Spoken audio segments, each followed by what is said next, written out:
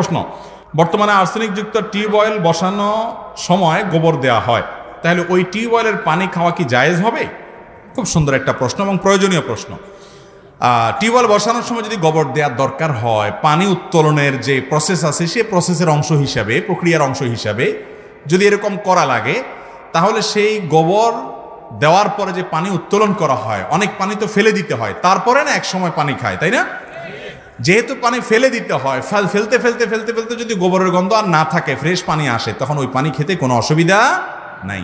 অর্থাৎ আপনি গোবর দিয়েছেন, এরপরে ওই টিউবওয়েলে পানি খাবেন, সেটা জায়েজ হবে যদি গোবরের পানি যেগুলো সেগুলো চেপে চেপে চেপে আপনি দূর করে ফেলেন, এরপরে ফ্রেশ পানি আসে, তাহলে ওটা খাইতে কোনো অসুবিধা নাই, ওটা জায়েজ আছে।